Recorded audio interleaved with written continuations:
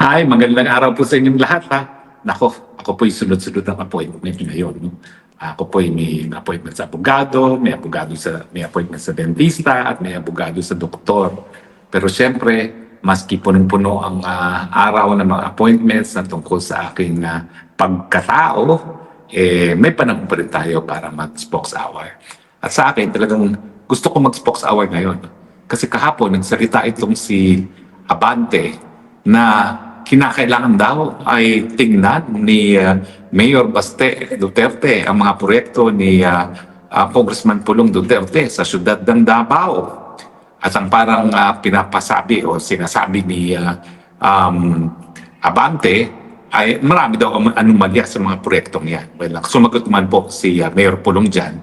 At ang sabi nga niya ay lahat ng kanyang mga proyekto ay fully accounted for, walang ghost projects, at bagamat hindi pa rin natigil ang problema sa pagbaha sa Davao City, lahat naman po ng proyekto para sa flood control ay natapos. No? At bagamat bumabaha pa rin, mabilis naman na bumaba ang tubig no? Pag bumabaha sa Davao City. Pero kinwestiyon din ni Congressman Pulong, ano bang karapatan ni Abante magsalita? Hindi naman siya nanalo nung isang eleksyon. Alam niyo talagang tama si Kong Pulong. Kasi sa eleksyon, ang dapat na umuupo bilang representante ng taong bayan ay yung nanalo, yung pinili ng nakakarami. Pero alam naman po natin na hindi po nakakuha ng pinakamaraming boto itong si Abante. Pangalawang po yung pinakamataas na boto lang siya. At yung unang nanalo talaga na pinili ng mga mamamayan ng Maynila para maging representante nila, napadisqualify nitong si Benny Abante. Well, unang-una po, malungkot yan. Dahil napaliwala ang mandato ng mga taga-Maynila sa distrito ni Abante. Pangalawa, buong akala natin dahil nga hindi naman niya nakuha ang mandato ng taong bayan at dahil malakas siya sa COMELEC, malakas siya sa liderato ng Kamara at siya'y nakaupo rin bilang congressman, siguro naman, this time around, pangalawang beses niya na umupo, pangatlong beses niya umupo bilang kongresista, gagamitin naman niya sa tama kanyang posisyon. Pero ito, wala nga siyang mandato, binanata na naman itong si Congressman Pulong, no? At ang ini-insinuate, mali daw nga ang paggastos ng mga pondo sa infrastruktura. Well, una, no? Taapatan lang, wag sana pong magmalinis ang Abante. Siya po talaga ay sinasabi niya, alagad ng Panginoon bilang isang pastor, pero paano niya nagawa na ipagpilitan ang sarili niya sa isang posisyon na alam niya kinakailangan magkaroon ng mandato ng taong bayan. The voice of the people is the voice of God. Sinuway niya. Sinuway niya dahil hindi naman siya pinigyan ng mandato ng taong bayan and yet nagpumilit na umupo bilang representante. Paano ka matatawag na representante? Samantalang wala kang mandato galing sa taong bayan. No? Di ba po? Malinaw yan. At pangalawa, nagmamalinis pa. Naku, sa totoo lang po. Kayong mga district congressman, alam niyo po yan. Nagagalit si Richard Gomez, bakit daw linalahat? Pero ang katunayan, walang korupsyon kung walang relasyon ang mga district engineers sa mga district congressman. Talaga pong yung relasyon na yan ang pinagmumulan ng korupsyon sa infrastructure projects. Kasi nga, itong si district congressman nagsasabi na hindi mapupundohan ng kahit anong proyekto sa kanyang distrito kung hindi dahil sa kanyang partisipasyon sa pagbubuo ng pantaunang General Appropriation Act. At dahil dyan, dapat may SOP siya sa lahat ng mga infrastructure projects sa kanyang distrito. Dati-rate, para lamang doon sa mga proyekto na sakop ng jurisdiksyon ng district engineer hanggang 200 million. Pero ngayon, ang balita ko, lahat na ng proyekto sa kanilang distrito, bagamat maliliit ang porsyento pag mahigit pa sa 200 million, dapat nagbibigay na kay congressman. Now, ang punto, ang buong akala natin talaga, iaalay na ni Abante itong kanyang bagong termino sa tunay na serbisyo sa taong bayan. Pero hindi pala. Miski wala siyang mandato sa taong bayan, gagamitin pa rin niya sa mali, lalong-lalo na sa paninira sa mga kalaban ng administrasyon sa politika. At siyempre, isa na dyan, si Kong Pulong. Pag inatake kasi nila si Kong Pulong, hindi lang nila inatake yung congressman, inaatake nila yung buong Duterte family. At siyempre, ang talagang target nila, si Inday Sara Duterte. Bakit? Kasi sasabihin nila, ang mga Duterte, sinasabi nila na sila ay laban sa korupsyon, pero sila mismo ay corrupt. Well, Kong Abante, pakita mo naman kung paano naging corrupt itong si Congressman Pulong, no? Dahil hindi naman po pwede yan na magpapasaring ka lang, wala ka namang ebidensya. Kung meron talagang ghost project na flood control sa Davao, ipakita mo. Kung yan ay nanggaling talaga sa distrito ni Kong Pulong, no? Kung meron talagang mga substandard, ipakita mo. Pero ang punto, wag mo naman idihis ang issue dahil ang issue ngayon, karamihan ng mga maanumalyang flood control projects ay dahil sa intervention ng mga malalakas na mga congressman at senatong sa administrasyon. Hindi naman po pwede na ang makakakuha ng pondo ay mga kalaban ng gobyerno.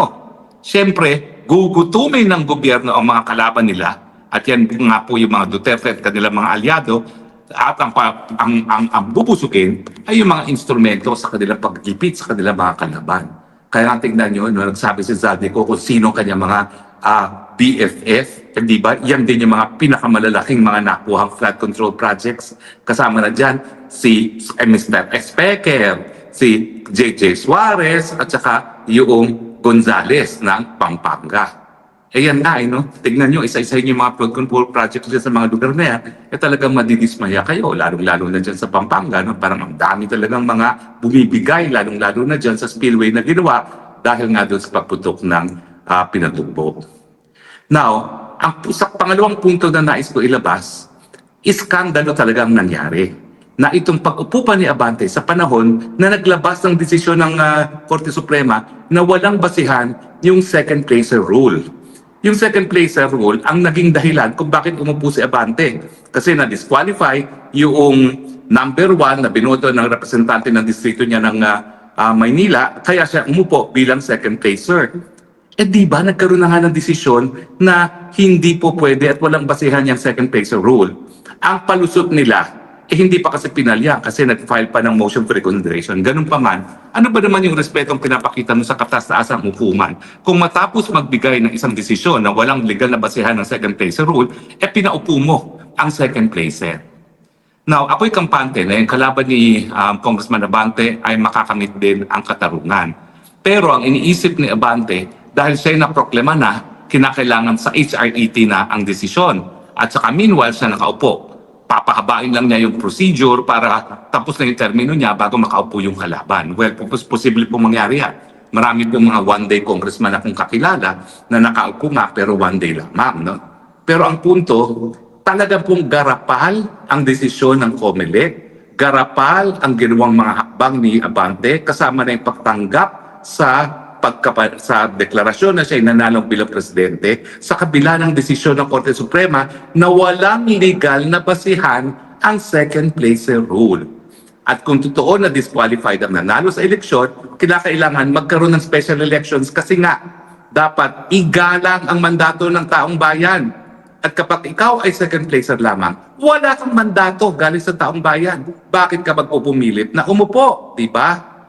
Wala na pong kahihiyan. At ako, bilang isang Kristiyano, kinahihiya ko po itong ginawang kakapalan ng mukha ni Abante na wala na nga siyang mandato galing sa taong bayan, nagpumilit pang umupo bilang isang representante.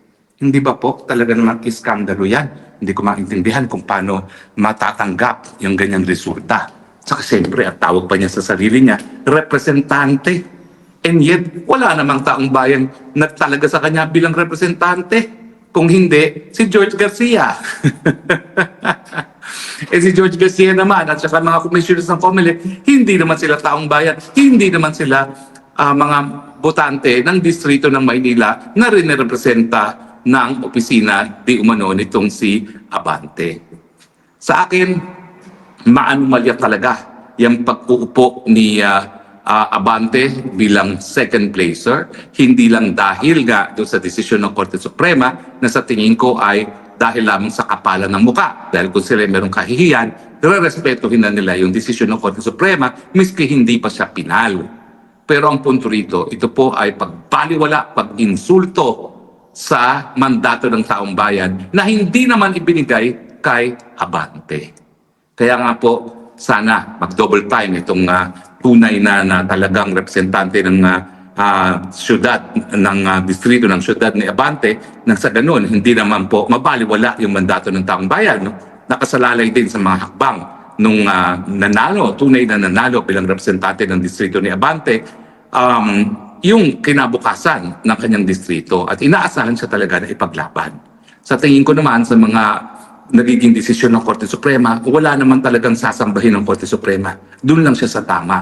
At sa tingin ko naman, dahil nagkaroon na nga ng desisyon na hindi po pwedeng umupo ang second placer, sa lalo mabilis na panahon, po pwede talagang makaupo rin itong si Abante. Kahit yung kalaban ni Abante. Ang punto, saan sila dudulog? Well, syempre, gusto ni Congressman Abante, doon sila dumulog sa HRET kasi malakas siya kay Specker. At ang karamihan naman talaga ng miyembro ng House of Representative Electoral Tribunal ay nanggagaling sa hanay ng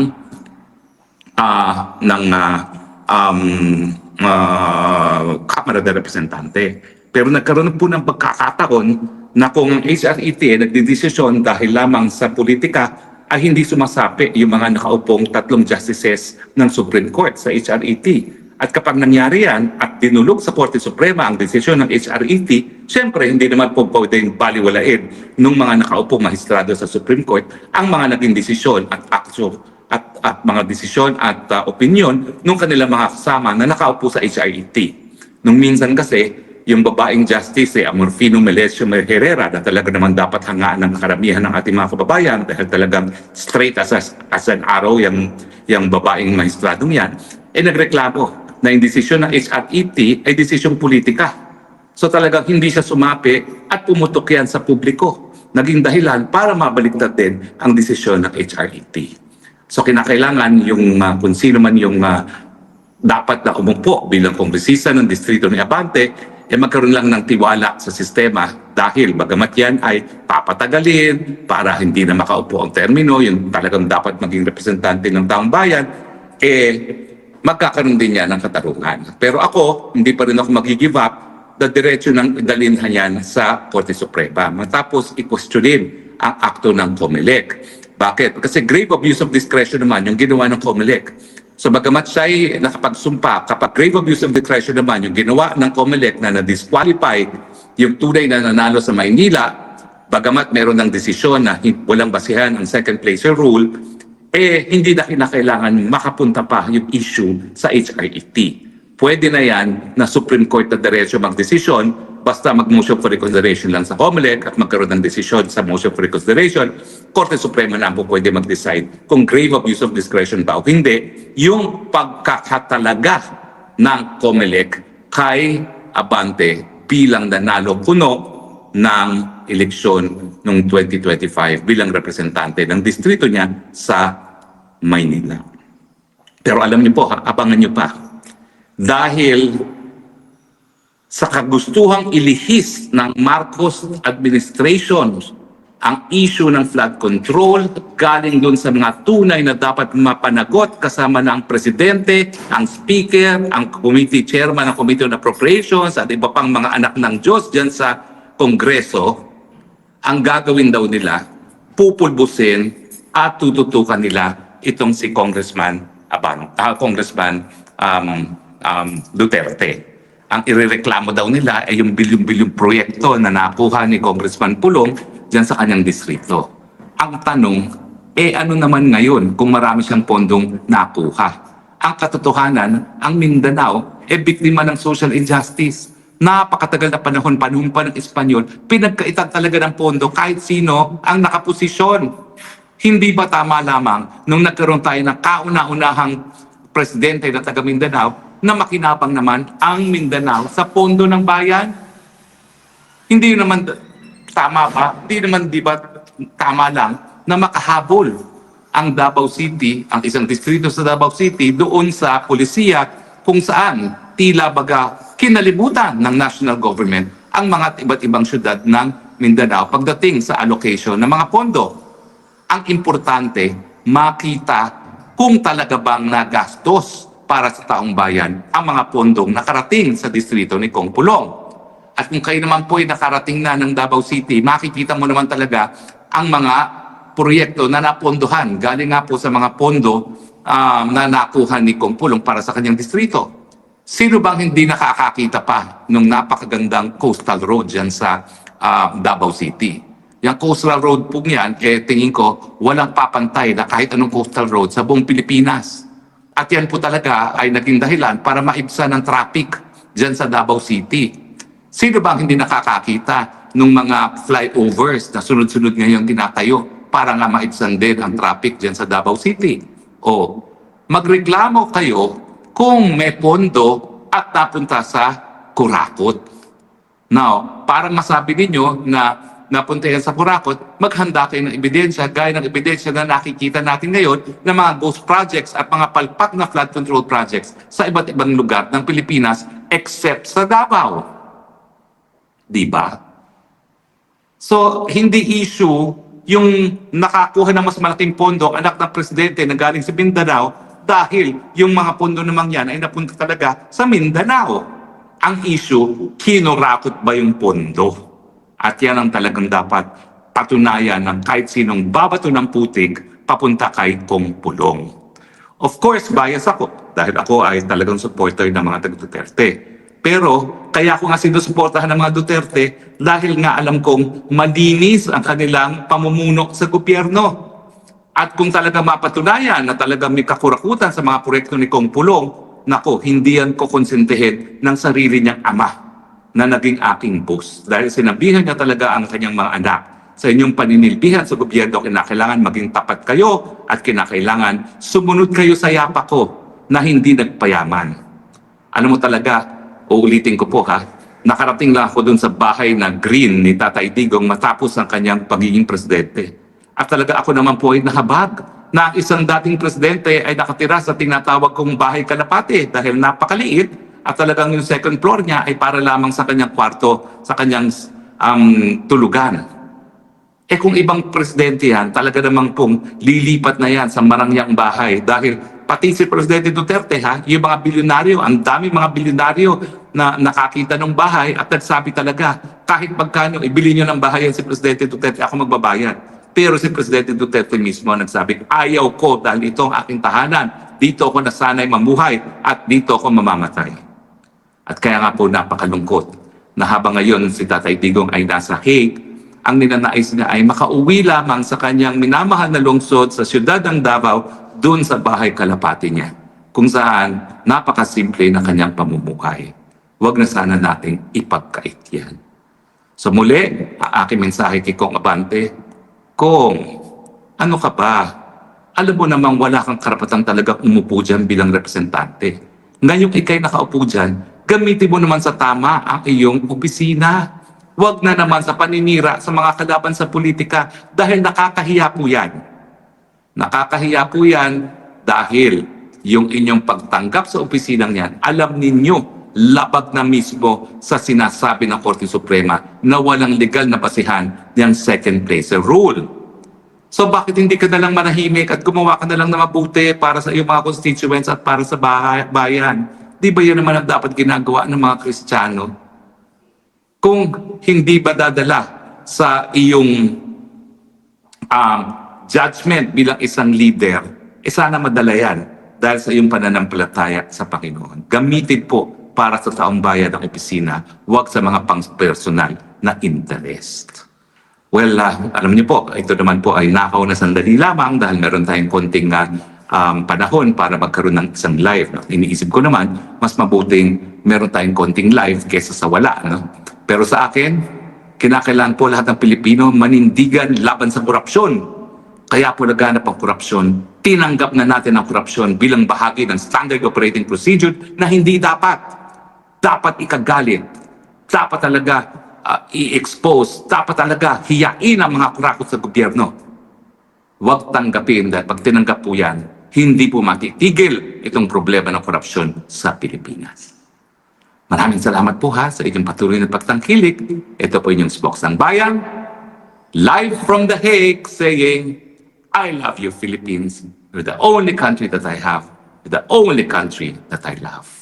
Bye.